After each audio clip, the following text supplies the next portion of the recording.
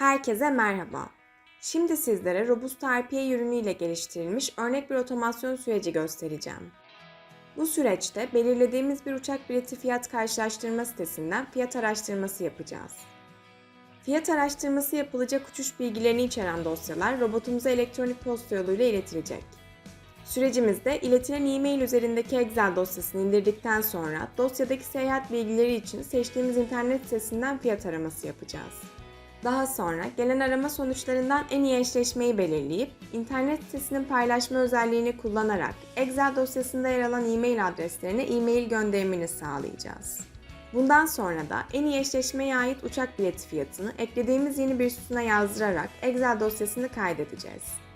Son olarak gelen e-maili yanıtlayarak kaydettiğimiz Excel dosyasını talep sahibine ileteceğiz. Görmüş olduğunuz arayüz bizim süreç akışımızı oluşturduğumuz tasarım stüdyomuz. Sol bölmede süreçlerinize dahil edebileceğiniz bütün RPA aktivitelerini, sağ tarafta ise süreç akışını oluşturduğumuz tasarım alanını ve örnek sürecimizin akışını görmektesiniz. Şimdi size süreçteki adımlarda neler yaptığımızı ayrıntılı olarak açıklayacağım.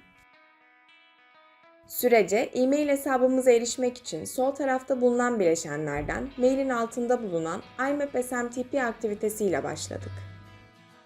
Daha sonra Search aktivitesiyle e-mail konu başlığında Flight Routes geçen, okunmamış ve içeriğinde ekli dosya bulunan e-mailleri bulup bunu bir veri setine aktardık. Sonraki adımlarda eşleşen e-mail olup olmadığını kontrol ettik.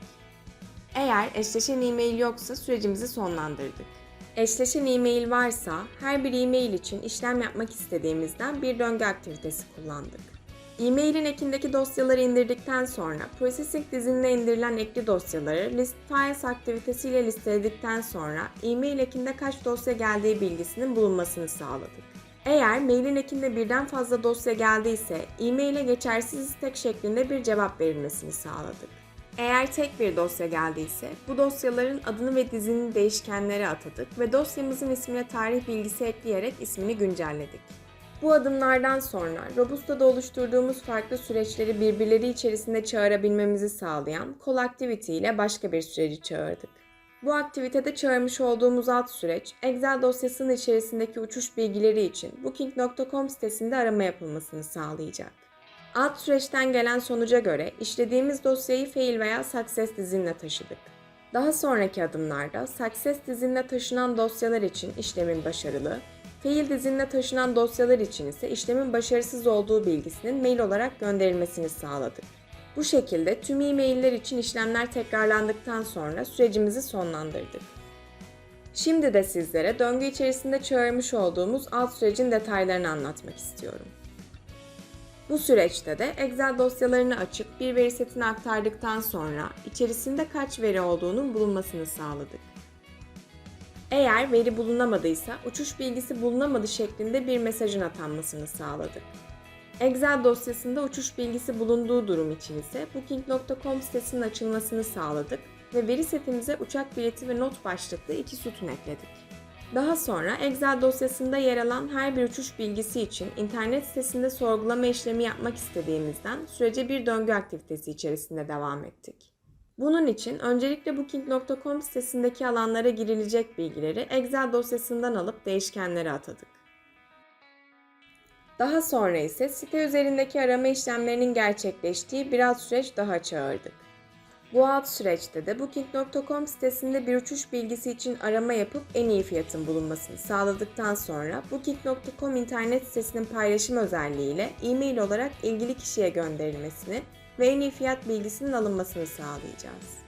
Burada da en iyi fiyat ve not bilgilerini içeren değişkenlerin ilgili sütunlara yazdırılmasını sağladıktan sonra Booking.com sitesini kapattık.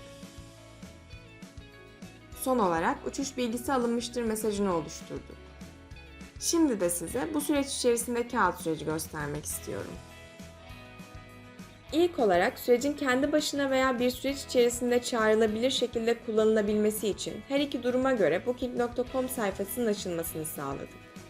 Sürecin devamında veri giriş işlemlerinin yapılmasını ve Search butonuna basılmasını sağladık. Burada sayfanın yüklenmesini kontrol eden bir döngü aktivitesi kullandık ve sayfanın yüklendiğinden emin olduktan sonra yüklenen bilet sayısını kontrol ettik. Herhangi bir bilet bulunamadıysa eşleşen bir bilet bulunamadı şeklinde bir sonuç dönülmesini sağladı. Bilet bulunduğu durumda en iyi fiyat olup olmadığını kontrol ettik. En iyi fiyatlı bilet yoksa buradaki kontrol edimi hatayla sonlanacağından eklemiş olduğumuz boundary event ile en iyi fiyat bulunamadı mesajının gönderilmesini sağladık. Son olarak en iyi fiyatın bulunduğu durumda ise en iyi fiyat seçeneğinin yanındaki paylaş butonuna tıklayıp gerekli bilgilerin girilmesini ve fiyat bilgisinin mail olarak paylaşılmasını sağladık. Son olarak açılan bu ekrandan fiyat bilgisini aldık ve yeteri kadar bekledikten sonra paylaşma ekranını kapattık. Süreç anlatımımızı tamamladık. Şimdi süreci çalıştırıp nasıl çalıştığına bakalım. Süreci çalıştırmak için yukarıda gördüğünüz Run tuşuna basıyorum.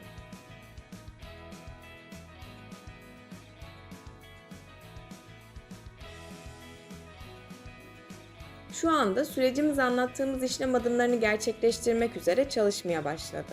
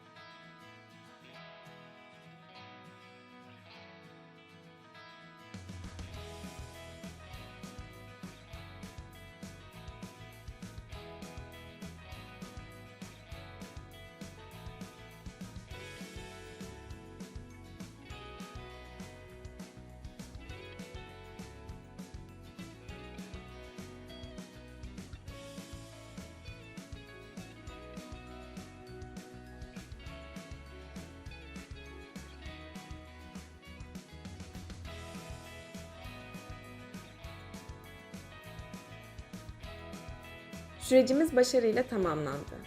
Bu ekranda sürecimizin başarılı veya başarısız olma durumunu ve hangi adımları başarıyla tamamladığını ayrıntılı olarak görebiliyoruz. Süreci Process Name alanında ismiyle sorguladıktan sonra süreç çalıştırma geçmişimizin sağ taraftaki alanda sıralandığını görmektesiniz. Çalıştırdığımız sürecin statüsünün completed olduğunu görmekteyiz. Burada da sürecimizin başarıyla tamamlandığını, hangi saatler arasında başlayıp bittiğini ve hangi worker'da çalıştığı bilgisini görmekteyiz. Show Diagram özelliğiyle sürecimizin diyagram üzerinde hangi akıştan ilerlediğini ve süreç içerisindeki değişkenlerin değerlerinin ne olduğunu ayrıntılı şekilde görüyoruz. Şimdi de çıktı dosyalarını size göstermek istiyorum. Burada da Success dizininde iki farklı e-mail için iki farklı Excel dosyası oluşturulduğunu ve en iyi fiyat bilgilerinin ilgili satırlara yazıldığını görmektesiniz. Son olarak e-maillerimizi kontrol edelim. Gördüğünüz gibi e-mailler hesabımıza başarıyla ulaştı. E-maillerin içerisinde yer alan ekte gönderilen Excel dosyalarında da en iyi fiyat bilgisi yer almakta. Süreç aktarımımızı tamamladık. Umarım sizler için faydalı olmuştur. Görüşmek dileğiyle.